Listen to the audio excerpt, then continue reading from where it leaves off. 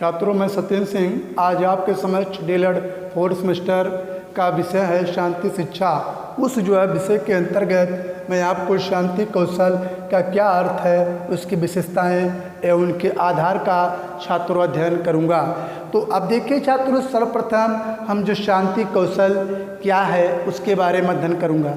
देखिए छात्रों, शांति कौशल तो शांति के लिए, तो शांति में जिन कुशलताओं या शांति लाने के लिए अध्यापक जिन कुशलताओं का प्रयोग करता है उन्हीं को जो शांति कौशल कहते हैं। अगर सामान्य शब्दों में देखें तो शांति के लिए या अध्यापक जिन कुशलताओं का प्रयोग करता है उसी को जो है शांति कौशल कहते हैं। अब जो शांति कौशल है छात्रों, इस शांति कौशल के लिए हम देखें तो या तो जो इनका अर्थ है या जो मीनिंग है उसमें जो यश के दुबे की डिफिनेशन अत्यंत ही जो है फेमस है। तो जो यश के दुबे की जो डिफिनेशन है छात्रों, इसके संदर्भ में देखें तो जो यश के जो कृष्ण कुमार जो दुबे हैं उनकी जो डिफिनेशन ये होती है कि जो शांति कौशल शब्द का अभिप्राय तो या तो जिन कौशल के माध्यम से सद्भावना एवं नैतिकता एवं दार्शनिकता जैसे आदर्शवादी जो गुणों का समावेश हो जाता है तो उसी को हम जो है शांति कौशल कहते हैं। या तो जिन कौशलों के माध्यम से व्यक्ति के अंदर दार्शनिकता, नैतिकता और इसी के साथ जो है सद्भावना जैसे गुणों का जो विकास होता है छात्रों, उसी को जो है हम शांति कौशल कहते हैं। जैसा कि हमारी डिफिनेशन यश के दुबे के अनुसार छात्रों में बताती है। अब देखें तो जो यश के दुबे के अनुसार मैं आपको बता दिया डिफिनेशन। अब इसके बाद छात्रों इसमें आती है फीचर्स, क्या इसकी विशेषताएं होती हैं, फिर हम इनके जो बेस या फिर इनके आधार के बारे में छात्रों अध्ययन करूंगा। तो अब इनकी क्या फीचर होती है, क्या इनकी विशेषताएं होती है छात्रों, इनकी विशेषताओं पर हमको अध्ययन करना है। अब देखिए जो इनकी विशेषताएं होती हैं तो इनमें उचित प्रक्रिया, तो जो शांति कौशल होती है छात्रों, इस कौशल की महत्वपूर्ण विशेषता ये होती है कि इसमें उचित प्रक्रिया का होना। जब अध्यापक उचित तरीके से अपनी प्रक्रिया को अपनाता है, जैसे छात्रों को जो इंस्ट्रक्शन देने का कार्य करता है, जो गाइडेंस करने का कार्य करता है या जो उनको समझाने बताने का कार्य करता है, जो उनके क्या रूल्स हैं, क्या नियमों का जो प्रयोग करता है, तो जो कैसे व्यवस्था को बनाना है या जो समाज की व्यवस्था है कैसे उनको हमको आगे चलाना है, तो उनके ये सब के लिए जो वह उचित प्रक्रिया अपनाता है तो वही जो है शांति कौशल की प्रमुख विशेषताओं के अंतर्गत छात्रों आती है। या तो जो शांति कौशल है उनकी मुख्य विशेषता ये होती है कि इसमें उचित रूप से प्रक्रिया का अपनाना अत्यंत ही मस्ट होता है छात्रों। आगे आता है फिर वैधता का समावेश। जो हमारा शांति कौशल है, इस कौशल का एक महत्वपूर्ण या इस कौशल की एक महत्वपूर्ण विशेषता ये होती है कि उसमें वैधता का भी समावेश होता है। क्या वैधता होती है? वैधता जिनको हम छात्रों क्वालिटी के नाम से जानते हैं। अगर वैधता के विषय में जाने तो इसमें क्रोनबेक का डिफिनेशन छात्रों आता है। तो इन्होंने ये बताया है कि वैधता वह सीमा होती है जिस सीमा का परीक्षण वही करता है जिसके लिए उसका निर्माण कार्य किया जाता है। तो मैं आपको जो है वैधता के संदर्भ में जो है क्रोनबेक की डिफिनेशन बताया। तो यहाँ पर फिलहाल जो पीस स्किल है या तो जो यहाँ पर शांति कौशल है उस कौशल की विशेषताओं में देखें तो उनमें वैधता का समावेश होना छात्रों अत्यंत ही जो है महत्वपूर्ण होता है। तो आगे आता है नंबर 3 है विश्वसनीयता, जिनको छात्रों हम बोलते हैं रियलेबिलिटी बोलते हैं। तो शांति कौशल, तो इस कौशल की जो है महत्वपूर्ण या जो नंबर 3 विशेषता होती है उनकी रियलेबिलिटी या उसकी विश्वसनीयता ही एक महत्वपूर्ण जो है विशेषता होती है शांति कौशल की। जब तक कच्चा कच्च में विश्वसनीयता जैसे गुणों का विकास नहीं कर पाएंगे तब भी उसमें हम जो शांति जैसे कौशलों को उत्पन्न नहीं कर सकेंगे या नहीं कर पाएंगे। तो जो शांति कौशल को उत्पन्न करने के लिए उसमें विश्वसनीयता जैसे गुणों का छात्रों होना अत्यंत ही आवश्यक होता है। तो विश्वसनीयता में देखा जाए छात्रों, इसमें भी जो है क्रोनबर्ग की जो डिफिनेशन छात्रों इसमें भी आती है। तो इन्होंने ये कहा छात्रों, विश्वसनीयता विश्वास करने की एक सीमा होती है कि जिस परीक्षण का बार बार अध्ययन करने पर तो जिनका परिणाम सेम टू सेम या समान ही छात्रों आए तो वही उसकी जो है विश्वसनीयता छात्रों कहलाती है। फिलहाल हम विश्वसनीयता के बारे में अध्ययन किए। तो यहाँ पर जो हमारा शांति कौशल है, तो जो शांति कौशल की जो नंबर 3 विशेषता होती है विश्वसनीयता जैसे गुणों का समावेश होना अत्यंत ही आवश्यक होता है जब शांति जैसे कौशलों को विकसित करना हो। तो अब उसके बाद अगला पॉइंट आता है समन्वय। समन्वय जिसको हम छात्रों अंग्रेजी में बोलते हैं कोऑर्डिनेशन। समन्वय जिनको अंग्रेजी में क्या कहते हैं छात्रों, कोऑर्डिनेशन। कोऑर्डिनेशन का मतलब किसी चीज़ का जो है मेल करना, किसी की चीज़ में या किसी जो दूसरे या किसी दूसरे अन्य व्यक्तियों में सामंजस्य स्थापित करना, किसी अन्य व्यक्तियों के साथ जो सामंजस्य स्थापित किया जाता है तो उसी प्रक्रिया को ही जो है समन्वय कहते हैं। तो शांति कौशल के विषय में देखा जाए छात्रों तो शांति कौशल की जो महत्वपूर्ण विशेषता होती है समन्वय। जब अध्यापक एवं जो छात्र होते हैं उनमें उचित तरीके से समन्वय जैसे गुणों का विकास नहीं हो पाता है तब भी जो है शांति कौशल को विकसित नहीं किया सकता है। तो शांति कौशल को विकसित करने के लिए तो अध्यापक एवं छात्र में समन्वय का होना अत्यंत ही आवश्यक होता है। अध्यापक जो पढ़ाए छात्र अच्छे ढंग से पढ़े, यानी अध्यापक को जो है बताए हुए मार्ग का जब अनुसरण का कार्य किया जाता है तो ये भी जो कक्षा कक्ष में समन्वय का कार्य छात्रों करता है।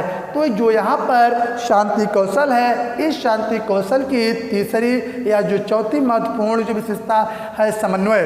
अब 5वां पॉइंट छात्रों आता है इसमें अनुभवों का समावेश, इंक्लूज ऑफ एम्पिरिकल्स। अब देखें छात्रों जो शांति कौशल है इस कौशल की विशेषताओं में देखें जो 5वां अत्यंत महत्वपूर्ण बिंदु यह है कि इसमें अनुभवों का समावेश होता है। जब अध्यापक उचित तरीके से अपने अनुभवों का समावेश कक्षा कक्ष में नहीं कर पाता तो इससे भी जो है शांति कौशल स्थापित नहीं हो पाता।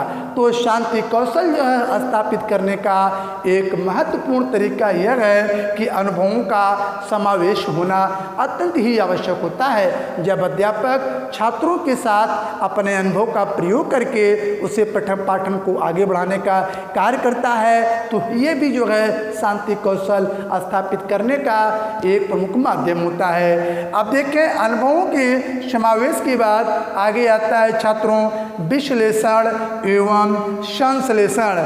अब देखें फ्रॉम एनालिसिस टू सिंथेसिस।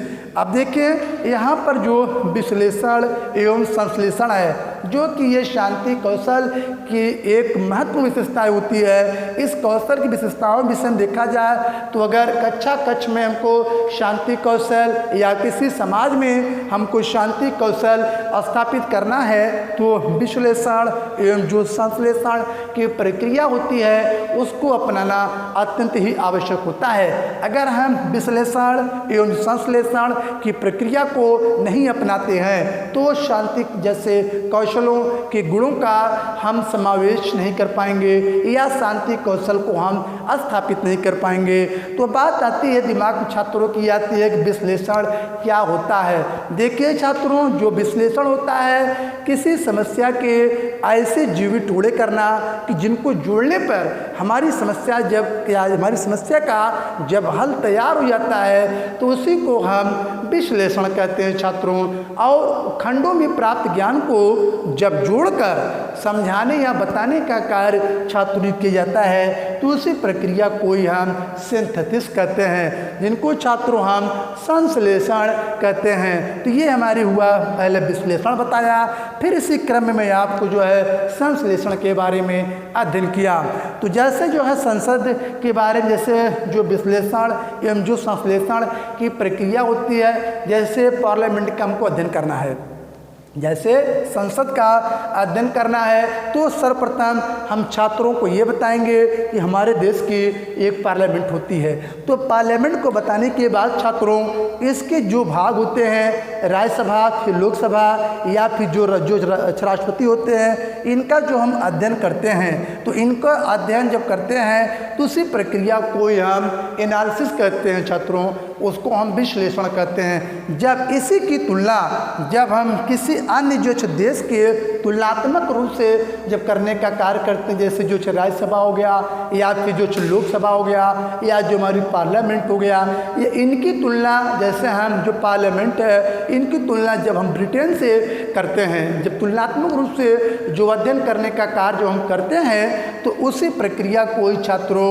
हम संश्लेषण करते हैं या कहते हैं। उसका जब तुलनात्मक अध्ययन करते हैं, फिर इसके भागों के बारे में जो बताने का कार्य छात्रों करते हैं, तो उसी प्रक्रिया को ही हम संश्लेषण कहते हैं। तो यही प्रक्रिया हमारी है जो कि शांति कौशल लाने में एक अपना महत्वपूर्ण योगदान देती है। तो शांति कौशल स्थापित करने में छठा पॉइंट जो इनकी जो विशेषता है वो विश्लेषण एवं संश्लेषण है। तो जो विश्लेषण एवं जो संश्लेषण है छात्रों, अब इस विश्लेषण एवं जो संश्लेषण में जो है ये शांति कौशल एक महत्वपूर्ण योगदान होता है। या तो जब शांति कौशल अगर स्थापित करना होता है छात्रों, उसमें विश्लेषण और संश्लेषण का होना अत्यंत ही मस्ट छात्रों होता है। इसी क्रम में देखें छात्रों, फिर आगे आता है तार्किक चिंतन।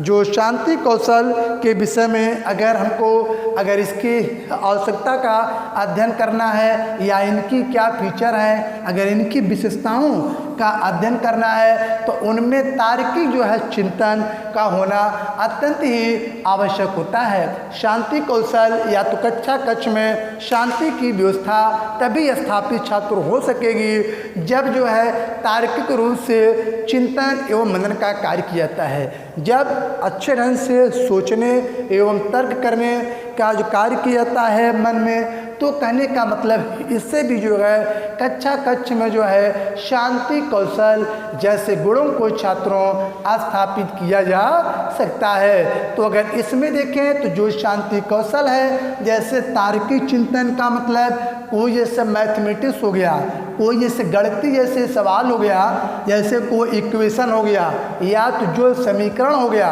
तो हल अगर अध्यापक बता दिया छात्रों के समक्ष, जो छात्र उसको तार्किक रूप से जो मनन करते हैं, जो चिंतन करने का कार्य करते नहीं, ये नहीं ऐसे आना चाहिए वैसे आना चाहिए। तो कहने का मतलब ये जो तार्किक जो चिंतन का होना, ये भी जो है शांति का जो कौशल लाने में एक महत्वपूर्ण अपना योगदान करती है। तो जो शांति कौशल की एक छात्रों जो महत्वपूर्ण आवश्यकता ये होती है कि इसमें जो है तार्किक चिंतन के गुणों का इसमें समावेश होता है। जब अध्यापक तार्किक चिंतन जैसे गुणों का अपना समावेश करेगा, या तो जब बताने के बाद अध्यापक जब छात्रों के अंदर तार्किक जब चिंतन छात्र करेगा, तो इसके भी माध्यम से जो है छात्रों में शांति कौशल को भी जो है स्थापित करता है, या शांति कौशल जो स्थापित है कर सकता है छात्रों। तो ये मैं आपको जो है शांति कौशल की क्या फीचर होती है छात्रों, शांति कौशल की क्या विशेषताएं होती हैं, तो इसको बताया। अब आते हैं इनके इसी आधार के बारे में, क्या इनके बेस होते हैं। अगर देखें छात्रों तो जो शांति कौशल की अगर हम बेस के बारे में देखें, तो शांति कौशल की जो अवधारणा होती है, अगर देखा जाए यह एक व्यापक होती है। जो इनकी कंसेप्ट होती है छात्रों अत्यंत ही जो है व्यापक प्रक्रिया होती है, और इसलिए जो इनके बेस होते हैं या जो इनके आधार भी होते हैं व्यापक रूप में भी दिखाई देते हैं। जैसे मैंने बताया कि जो शांति कौशल की जो कंसेप्ट होती है अत्यंत व्यापक होती है। जब इनके बेस के बारे में अध्ययन करेंगे तो जो इनका बेस है वो भी जो है व्यापक रूप में दिखाई देने का कार्य छात्रों करता है। तो इसी क्रम में देखें, जैसे अगर आधार के बारे में देखें, इसमें पर्यावरणीय जैसे हो गया, सामाजिक हो गया और आध्यात्मिक हो गया, आर्थिक हो गया और व्यवस्था से ये प्रायः संबंधित होते हैं। जो इनका आधार होता है छात्रों किसी एक व्यवस्था से संबंधित नहीं होता है, बल्कि इसके कई व्यवस्थाओं से जो इनका आधार है, बेस है, जुड़े होते हैं। जैसे मैंने बताया सामाजिक हो गया, राजनीतिक हो गया, आर्थिक हो गया, तो कई मुद्दों से इनका बेस छात्रों जुड़ा हुआ है। जैसा कि मैं प्रारंभ में बता दिया कि इनका जो क्षेत्र होता है शांति कौशल का छात्रों अत्यंत ही जो है व्यापक होता है। तो अब इसके बाद अब आते हैं इनके बेस का अध्ययन कर लेते हैं। जैसे इनके सोशल जो वैल्यू होते हैं या सामाजिक मूल्य, तो अब हम बात कर लेते हैं छात्रों कि सामाजिक मूल्य क्या है। अब देखिए सामाजिक मूल्य हम उसे कहते हैं कि जो कि समाज के जिसमें समाज के एक मूल्य निहित होते हैं। समाज का एक कार्य क्या है, समाज के कैसा रहन सहन है, उनका इन्वायरमेंट क्या है, वातावरण क्या है, अगर तो यही इसके क्या है छात्रों सामाजिक मूल्य है। अगर हम शांति कौशल के बारे में डिस्कस करें या अध्ययन करें तो जो शांति कौशल का एक महत्वपूर्ण बेस होता है उसका सामाजिक मूल्य। तो समाज के प्रति उसका क्या मूल्य है, छात्र का जो समाज के प्रति मूल्य क्या है, सामाजिक मूल्य क्या है, उसका रहन सहन, खाने का स्तर क्या है, उनका इन्वायरमेंट क्या है, तो ये सभी एक महत्वपूर्ण जो है अपना जो है आधारशिला जो रखने का कार्य करता है। या तो जो अगर हम शांति कौशल के बारे में देखें, इस कौशल का महत्वपूर्ण आधार उसका सामाजिक मूल्य है। अगला नंबर 2 पॉइंट छात्रों आता है एजुकेशन। तो अब हम एजुकेशन के विषय में देख लेते हैं छात्रों कि एजुकेशन जैसे अगर शांति कौशल के अगर हम बेस के बारे में देखें तो या इनका जो महत्वपूर्ण बेस ये होता है छात्रों कि उनमें जो है एजुकेशन का होना अत्यंत ही आवश्यक होता है, या उनमें जो है शिक्षा का होना अत्यंत ही आवश्यक होता है। जब आप जो है एजुकेटेड नहीं रहेंगे या शिक्षित नहीं रहेंगे तो छात्रों को किस ढंग से आप शिक्षित करेंगे। तो कहने का मतलब जो है इसमें जो एजुकेशन है, जो शिक्षा है, उसका महत्वपूर्ण रोल होता है। छात्रों में दिमाग में बातें आती होंगी, सर एजुकेशन के बारे में बता दीजिए, एजुकेशन क्या है। तो देखिए छात्रों, तो एजुकेशन में ई और डिको, तो ई का अर्थ आउट ऑफ, डिको का अर्थ स्टेट आउट, जो अंदर से बाहर, जो व्यक्ति के अंदर छिपी हुई प्रतिभा को जो बाहर निकालने का कार्य किया जाता है तो उससे वही उसकी शिक्षा कहलाती है। अगर देखें तो जो शिक्षा होती है वह 2 तरीक़ों से जो विद्वानों के द्वारा दी गई है, या इनकी जो डिफिनेशन है 2 तरीक़ों से छात्रों दी गई है। एक तो हम कह सकते हैं इंडियन थिंकर के द्वारा छात्रों, और एक होते हैं जो है पश्चात जो है थिंकर, या जो है पश्चात जो है दार्शनिकों के द्वारा जो है शिक्षा की परिभाषा। अब बात कर लेते हैं हम जो है जो अगर इसमें जो भारतीय विचारक के अनुसार देखें तो इसमें शंकराचार्य आते हैं, शंकराचार्य उपनिषद तो इसमें आता ही है। तो उपनिषद के अलावा देखें तो और भी जैसे थिंकर हैं, जैसे शंकराचार्य, स्वामी विवेकानंद हो गए हैं और रविन्द्रनाथ टैगोर हो गए हैं, तो सब ने जो है शिक्षा के संदर्भ में अपनी जो है अलग अलग अप्रोच बताए हैं। उसी तरीके से अगर हम पश्चात थिंकर के अनुसार देखें तो कुछ ने अपने जो डिफिनीसन होती है छात्रों अलग तरीक़ों से दिया है। अगर हम पश्चात विषय में बात करें छात्रों, उसमें जैसे प्लेटो आ गए, अरस्तु हो गए, कांट आ गए, स्पेंसर आ गए, तो सब ने कहने का मतलब अलग अलग तरीके से जो एजुकेशन है उसको डिफाइन किया है या उसको परिभाषित करने का कार्य छात्रों किया है। आप देखें जैसे भारतीय विचारों के अनुसार स्वामी विवेकानंद ने किस ढंग से एजुकेशन प्रोवाइड किया है। उन्होंने ये बताया कि शिक्षा मनुष्य में अंतर्निहित शक्तियों का स्वाभाविक, सामंजस्यशील, प्रगतिशील विकास है, या तो ऐसे कह सकते हैं शिक्षा मनुष्य में निहित देवी पूर्णता की एक अभिव्यक्ति है। तो इसी तरीके तरीके से देखें तो अब इसके बाद आता है अरस्तु का आता है, जो कि पश्चात जो है दार्शनिक है, उन्होंने ये बताया है कि स्वस्थ शरीर में स्वस्थ मस्तिष्क का जो निर्माण कार्य किया जाता है, उसी प्रक्रिया को ही जो है हम कहते हैं शिक्षा, जैसा कि एरिस्टॉटल ने कहा है। तो ये मैं आपको जो एजुकेशन के विषय के अंतर्गत बताया। तो यहाँ पर जो टॉपिक हमारा चल रहा है छात्रों, शांति कौशल। तो शांति कौशल के अंतर्गत जो इनके बेस हैं या जो इनके आधार हैं, उनमें सामाजिक कौशल बताया। फिर उसके बाद एजुकेशन का होना अत्यंत ही आवश्यक होता है। उसके बाद छात्रों देखते हैं सृजनात्मकता क्या होती है। सृजनात्मकता तो इसके बारे में अब अध्ययन कर लेते हैं। देखिए छात्रों, जो ये सृजन करने की जो क्षमता होती है या क्रिएटिविटी जिनको हम बोलते हैं, तो क्रिएटिविटी क्या है, तो इसमें देखें छात्रों, तो इसमें जो है सृजन करने की जो क्षमता एक व्यक्ति विशेष या बालक के अंदर जो निहित होती है छात्रों, वही उसकी क्या कहलाती है, सृजनात्मकता कहलाती है छात्रों। तो जो सृजन करने की क्षमता एक व्यक्ति विशेष के अंतर्गत जो निहित होती है, तो वही उसकी प्रक्रिया को हम क्या कहते हैं, सृजनात्मकता कहते हैं, जिनको हम क्रिएटिविटी कहते हैं। अगर इसी के संदर्भ में देखें छात्रों, तो इसमें क्रो एंड क्रो की डिफिनेशन आता है। तो और जैसा देखें तो इसमें गिलफोर्ड की डिफिनेशन आता है छात्रों। तो जो अगर हम क्रो एंड क्रो की अगर देखें डिफिनेशन, तो इन्होंने ये बताया है कि जो सृजन करने की जो क्षमता होती है, वो मौलिक परिणामों की अभिव्यक्ति करने की छात्रों एक मानसिक प्रक्रिया होती है।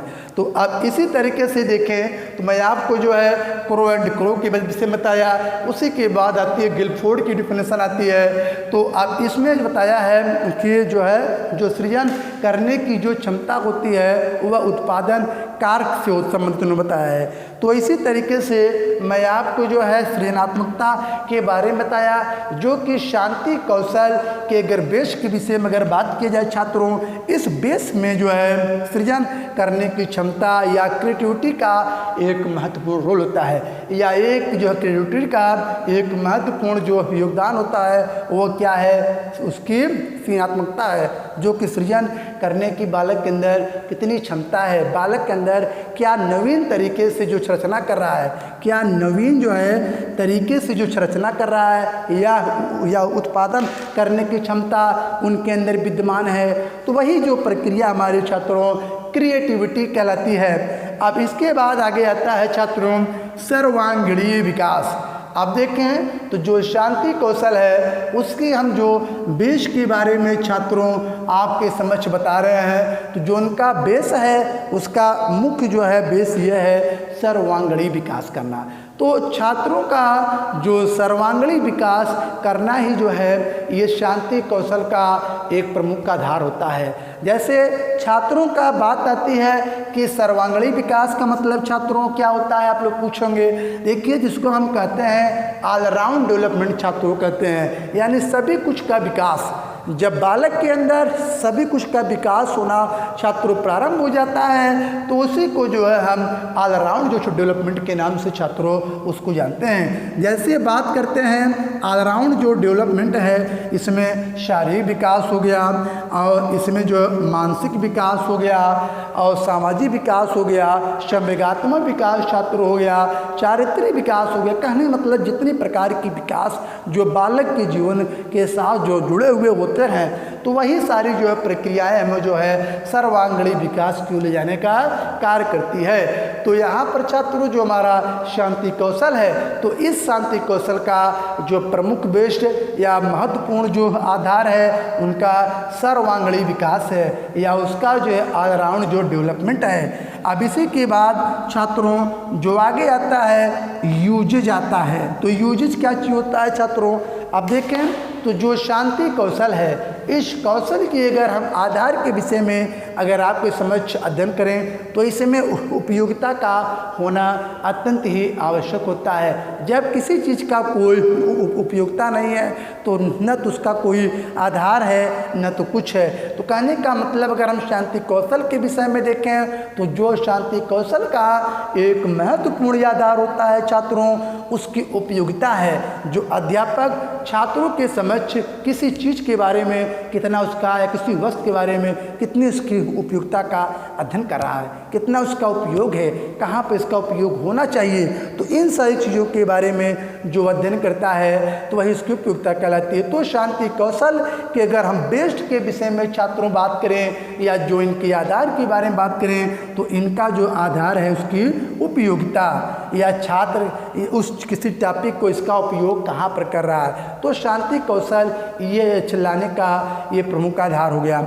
अब इसके बाद आगे आता है मोरलिटी आता है, जिसको हम कहते हैं नैतिकता। तो जो मोरलिटी है ये भी शांति कौशल स्थापित करने का छात्र एक प्रमुख आधार है।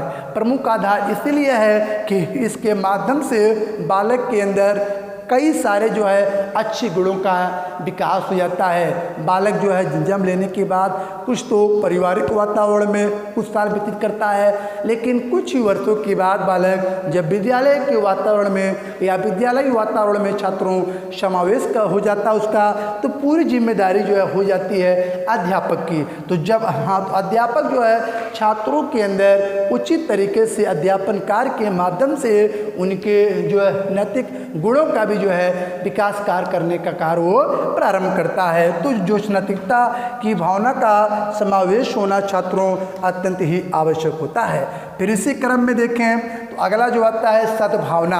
अब इसमें देखें तो जो हमारा शांति कौशल छात्रों है, इस शांति कौशल की जो अगला जो प्रमुख आधार है सद्भावना। तो जो सद्भावना का मतलब छात्रों क्या है, भाईचारे से प्रेम की भावना से छात्रों लगाई जाती है। तो जो ये सद्भावना का मतलब छात्रों अच्छी जो भावना से है, सद्भावना से है कि बालक के अंदर अच्छी भावना का किस ढंग से विकास हो रहा है, कैसे उनके अंदर सोचने समझने एवं कार्य करने की क्षमता है, उनके मानसिक लेवल क्या है। तो इन सभी सारी क्रियाओं का जो अध्ययन का कार्य छात्रों किया जाता है तो वही उसकी जो है सद्भावना कहलाती है। तो अगर देखा जाए तो शांति कौशल, जो शांति कौशल है, इस कौशल के अगर आधार के विषय में अध्ययन किया जाए तो उसमें जो है सद्भावना का एक महत्वपूर्ण योगदान होता है। सद्भावना ये बालक को हमेशा ही जो है अच्छे मार्ग की ओर ले जाने का कार्य करती है। यह बालक को अच्छे भावों को जो जन्म देने का कार्य करती है, जिसको हम सद्भावना के नाम से छात्रों जानते हैं। उसके बाद आगे आता है छात्रों जो शांति कौशल हमारी है, उस शांति कौशल की जो अगली स्टेप हमारी है या उसका जो आधार है विस्तृत सोच। अगर देखा जाए छात्रों तो जो हमारी ये शांति कौशल है, इस शांति कौशल में अगर देखें तो विस्तृत जो सोच का होना भी अत्यंत ही आवश्यक होता है। जब शांति कौशल के अगर आधार इसको देखा जाए तो विस्तृत आपकी सोच कैसी है, किस ढंग का आप कैसे सोच है, कितनी सोच आपकी बड़ी है, कितनी छोट है। कहने का मतलब यह जो विस्तृत सोच का होना भी यह जो है शांति कौशल स्थापित करने का यह प्रमुख बेस्ड होता है। तो शांति कौशल के अगर बेस्ड के विषय में बात करें तो इसमें विस्तृत जो है सोच हो गया। इसी क्रम में देखें छात्रों तो इसमें आगे आता है कुशलता। तो अगर इसमें देखें तो जो कौशल में इसमें आता है कुशलता। जो अगर देखें तो जो ये शांति कौशल अगर देखें तो जो शांति कौशल का प्रमुख आधार है छात्र की कुशलता, कि छात्र कितना कुशल है। अगर छात्र कुशल है तो जाहिर सी बात है कि उनके अंदर कौशलों का विकास हुआ है। जब कुशल है तो यही जो है शांति कौशल का एक प्रमुख आधार है। इसके बाद आगे देखते हैं छात्रों, इसमें संवेगात्मक विकास आता है छात्रों, संवेगात्मक जो है विकास। तो अगर इसमें देखें छात्रों तो जो हमारा ये शांति कौशल है, इस कौशल की अगर हम बेस्ड के बारे में देखें या जो इनका आधार है उनमें संवेगात्मक विकास का होना अत्यंत ही आवश्यक होता है। जब व्यक्ति या बालक में संवेगात्मक विकास नहीं हो पाएगा तो बालक जो है उचित तरीके से विवेक की ओर आगे नहीं बढ़ पाएगा। तो जो संवेगात्मक जो है स्थिरता कह सकते हैं, यहाँ पर जो स्थिरता होना चाहिए, यहाँ पर जो है संवेगात्मक स्थिरता जो है ये शांति कौशल का ये प्रमुख आधार होता है कि बालक के अंदर जो है जो संवेग की भावना होती है वो प्रायः स्थिर है या फिर नहीं। जब जो इमोशनल जो है डेवलपमेंट या जो संवेगात्मक विकास होता है अगर बालक का स्थिर है तो उनका एक महत्वपूर्ण आधार छात्रों माना जाता है जो कि शांति कौशल। तो शांति कौशल का एक महत्वपूर्ण जो है आधार है छात्र की संवेगात्मक स्थिरता, कि छात्र में या छात्र के अंदर जो संवेगात्मक स्थिति पाई गई है वो कितना फिट है, कितना फास्ट चल रहा है। तो यही जो है छात्रों तो शांति कौशल को जो है स्थापित करने का एक प्रमुख आधार है छात्रों, जिनको हम कहते हैं संवेगात्मक स्थिरता। तो संवेगात्मक स्थिरता का होना भी यह शांति कौशल का छात्रों एक प्रमुख आधार होता है। तो छात्रों आज हम आपके समक्ष शांति कौशल का क्या मीनिंग होता है, क्या विशेषताएं, क्या इनके आधार होते हैं, इन सब के बारे में छात्रों अध्ययन किया। छात्रों फिर हम मिलेंगे किसी एक नए टॉपिक के साथ। जय हिंद।